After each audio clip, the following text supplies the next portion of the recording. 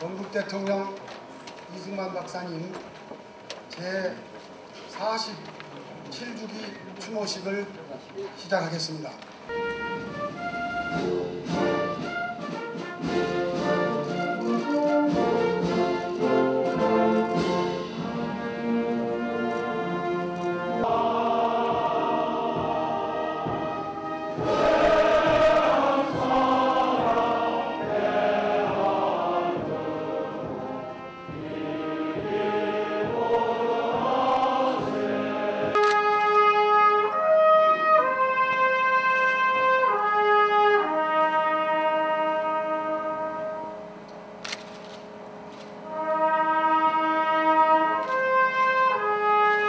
오늘 저희들은 고 이승만 대통령 47주년 추모하기 위하여 평소에 사랑하는 자들이 이 자리에 모였습니다. 특히 대한 건국을 위해 늘 기도하시며 수고했던 당신의 종 이승만 장로님을 이 나라의 초대 대통령으로 세워주셨음을 감사함을 돌려옵나이다. 기독교 정신으로 온몸 바쳐 나라를 걱정하며 사랑하며 세워가게 하셨음을 다시 감사를 드립니다. 추진위원회 모두들을 기억하여 주옵시고 이 모든 예식을 통해 영광받아 주시옵소서. 하나님이 보호하사 대한민국 영원히 건고하여 굳건히 성하도록 축복하여 주시옵소서. 예수님 이름 받들어 감사하며 기도 올려옵나이다. 아멘. 우남께서 가신 지 언 47년, 그동안 정권이 바뀌고 주변 정세가 요동칠 때마다 대한민국 건국 이념이 도전받았지만 우리 대한국민은 이에 굴하지 않고 자유 독립과 산업 근대화를 성취했으며 정치 민주화와 국가 통합의 기틀을 마련해도 성과를 거두었습니다. 이제 남은 과제가 있다면 균형 잡힌 역사관으로 대한민국 건국의 아버지들을 제대로 평가 교육하는 일이며 올바른 국가관으로 진정한 자유민주주의와 민족 통합을 이 땅에 실현하는 일입니다.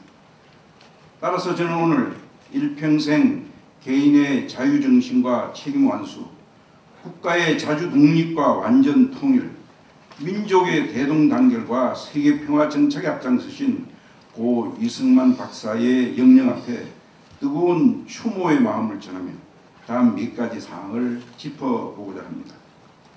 첫째, 국운이 쇠락하던 1904년 독립정신 집필 중에 터져나온 따옴표입니다.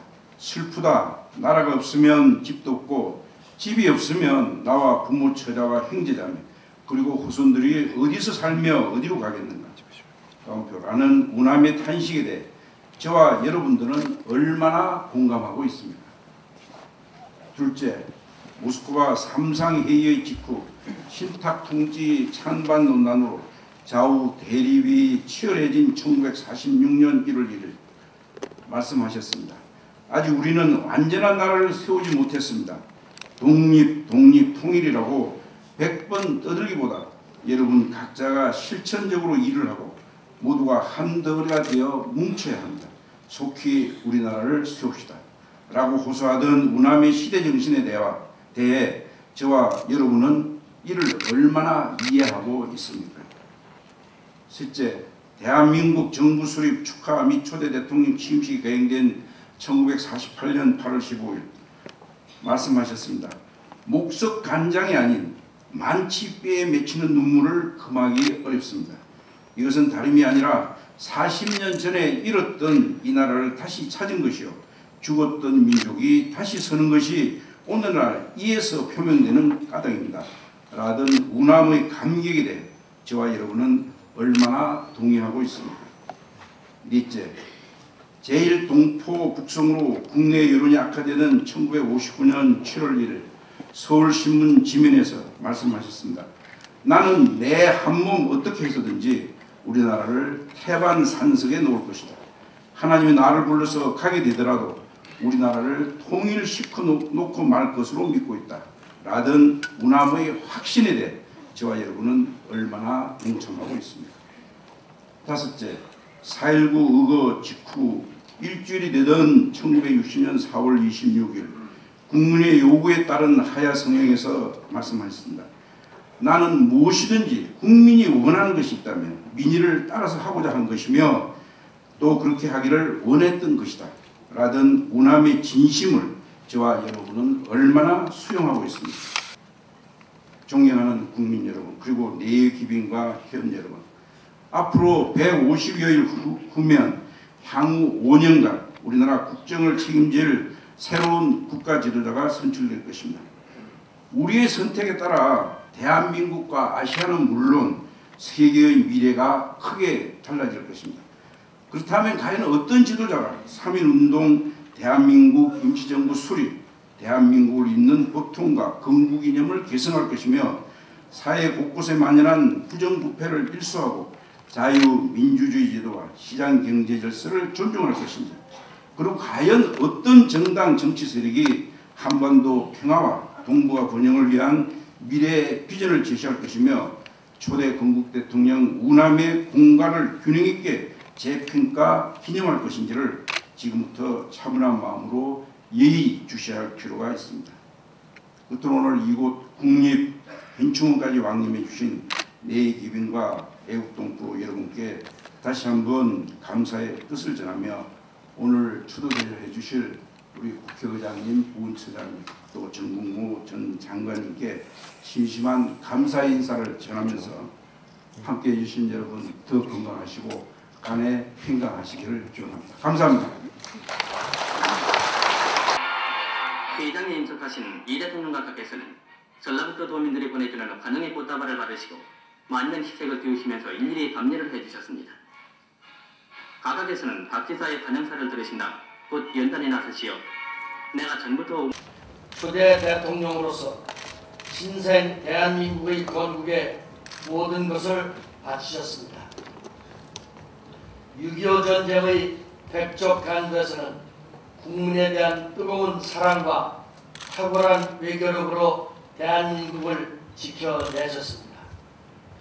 대한민국의 재헌과 건국 그리고 전쟁 극복에 이르기까지 그 역사적인 시기에 이처럼 선구적인 희안을 가지셨던 큰 어른을 정치 지도자로 모셨다는 것을 우리는 참으로 자랑스럽게 생각합니다.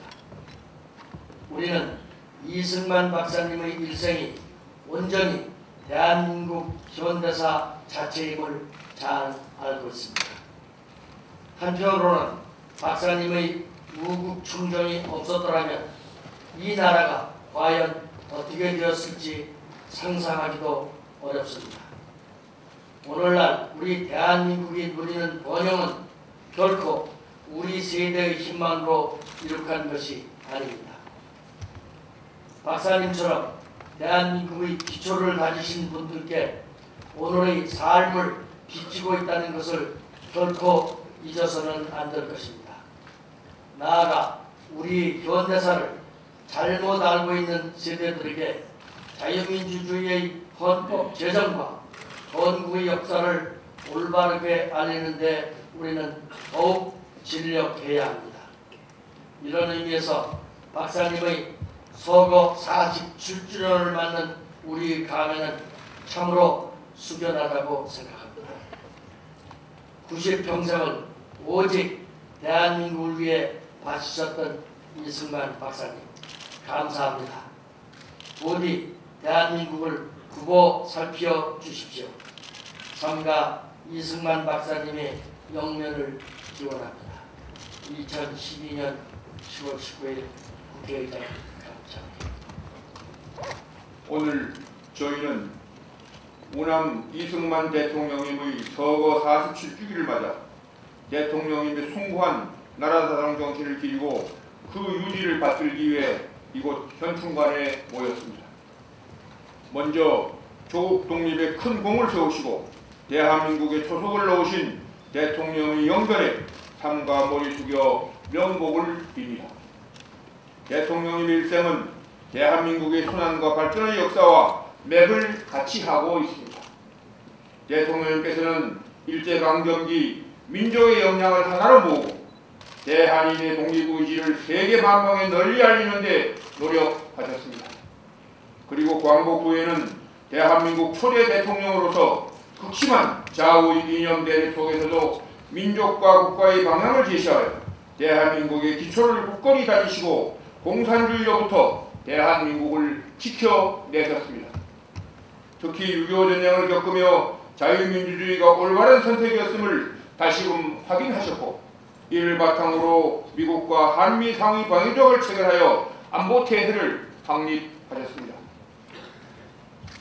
그리고 지난 60년 동안 한미 상호 방위조약에 근거한 한미동맹은 대한민국의 안보를 담당하며 기적의 경제발전의 원동력이 되었습니다.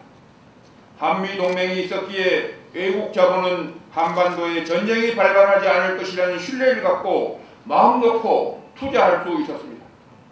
우리는 국방비 부담을 줄이며 나머지 국가 예산을 경제와 국민 복지 분야에 투자할 수 있었습니다.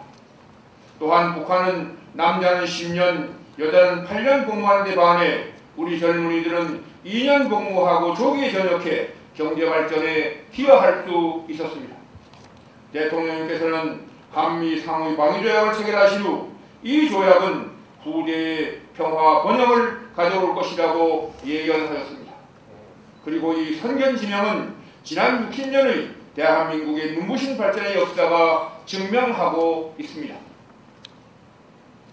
그러나 지난 20세기 역사가 우리에게 주는 교훈을 보면 국제적 이념 대결에서는 냉전이 해쳐지면서 자유민주주의가 승리했습니다.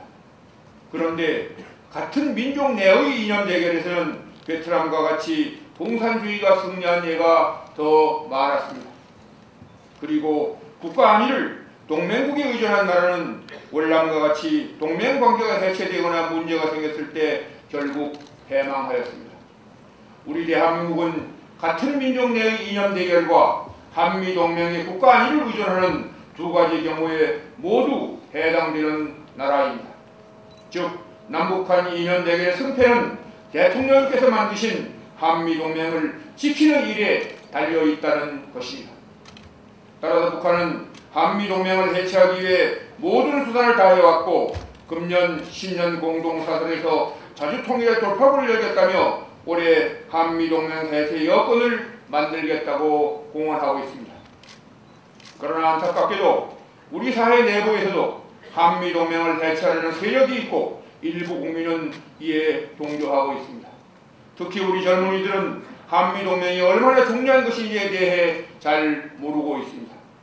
대통령님께서 건국하신 오늘의 대한민국은 수많은 선열과 호구 영영 그리고 국가유공자의 희생과 공헌 위에 서 있습니다. 국가보훈의 진정한 의미는 이분들의 희생과 공헌이 헛되지 않도록 대한민국을 지켜나가는 호국에 있습니다.